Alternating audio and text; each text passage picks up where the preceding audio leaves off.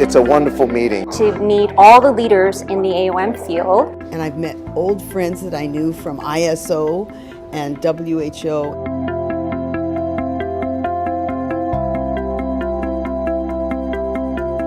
Good morning. This is the last day of our 4-day integrated medicine week. So our local schools, do you know how many local schools in LA County? We have a 13 accredited acupuncture school. UCLA is here, number 6, very close. So that's why we should work together. Chinese medicine, by virtue of its focus on improving people's health and ability to handle stress.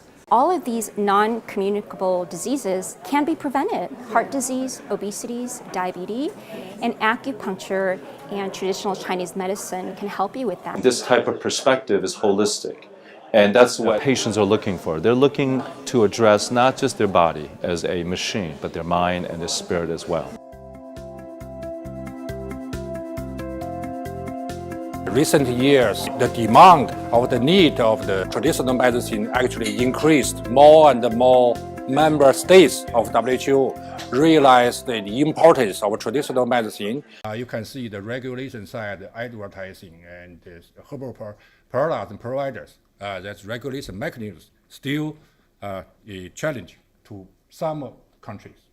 In the strategy, there are 3 objectives.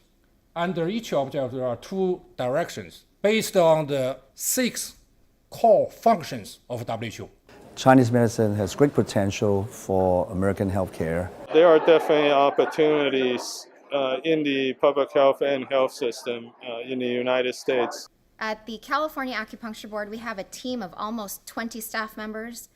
So needless to say, on the narrow task with which we are charged, there is a lot of work to be done in the usual course of business, and a lot of work to also be done to improve the processes we already have in place. When we talk about where we are, the California Golden State, I think about the original charge of the symposium. Dr. Zhang convened this symposium to discuss the potential for Chinese medicine in the United States healthcare system. We have continued work to do, that the board values stakeholder input, and we hope our stakeholders have ongoing and robust dialogue with us. Who is actually using complementary alternative medicine in LA? It's an interesting question, which we did an online survey of the LA County residents.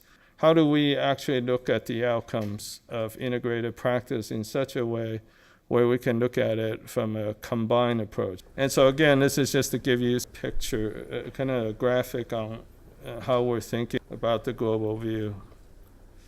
I want you to think about, we need a slogan or a motto for this medicine. Whether you practice this medicine in China, whether you practice in New York, whether you practice in Europe, or whether you practice in California. Silence is not golden. We have to begin to open up and talk about our medicine. We have to know what to talk about. I believe in one-to-one communication, reaching out and touching.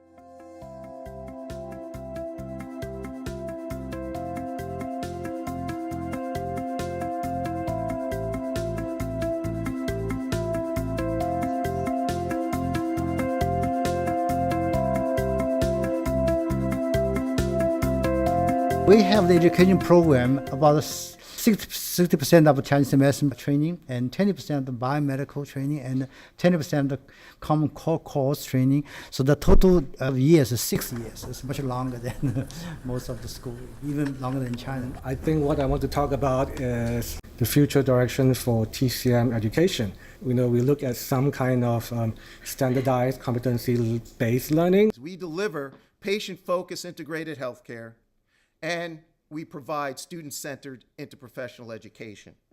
So we have our particular 3 programs here, and soon to be brought in either physical therapy or doctor of naturopathic medicine. We have a core curriculum, and what we do is we integrate with that core curriculum. That there is a lot of movement toward having much greater consistency.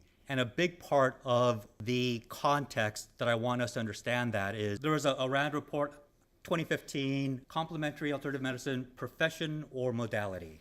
Tier 1 universities like UCLA need to develop and improve protocols for acupuncture research.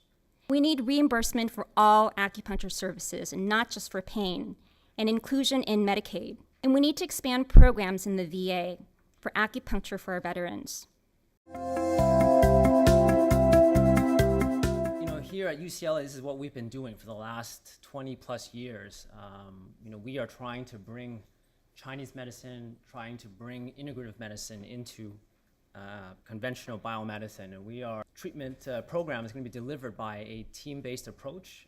Emphasize self-care and personal responsibility. We empower patients as healing partners. We don't take that away from them. And we use all the modalities, including health and life coaching, which is where the spirit comes in. Work in the hospital, and this is the process, and generally speaking, you have to have a privilege to apply privilege, and the different hospitals have different requirement. Some hospitals easier than other, and after everything credential they checked, you got appointment, and then you start able to work here. Before you work there, and then you have to got all kind of training, different kind of training, because the hospital have different requirement.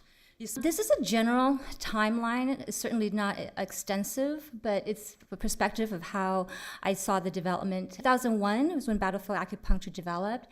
And then in March of 2011, that was the deadline in which this act needs to be implemented. And then we come to January of 2016, the UCLA program with Operation Men is an intensive treatment program for service members, veterans, and their families as well. So these are just some of the things that I'm hoping to do a little bit more of. We're going to be opening an acupuncture clinic for assistance with tobacco cessation. We are working on, like I said, an agreement with Emperor's College to be able to come and, again, do acupuncture for pain management. We're working with Loyola Marymount Yoga Studies Program to bring therapeutic yoga. We had this herbal medicine summit yesterday. We discussed clinical practice models, policy, regulation of integrative medicine. We discussed educational systems for patients and providers. I applaud each one of you. Spend your time to pursue a career in integrated medicine. And I think the future is very bright because the world would need this type of medicine to be helpful to even transform the current system. I'm now confident some of the collaborations could start work between WHO and UCLA, particularly the East-West Center. We should make a bridge between Shanghai and Los Angeles, between UCLA and the Shanghai University of Traditional Chinese Medicine. And the most important thing is to collaborate. Continue to do what you do, upgrade your skills, work along with other professionals. So staying engaged, staying informed, and continuing to have enthusiasm about the growth. People in the United States are ready for a change. They're ready for Chinese medicine. Hopefully move forward to build an academic collaborative, at least for the local schools within the LA County area.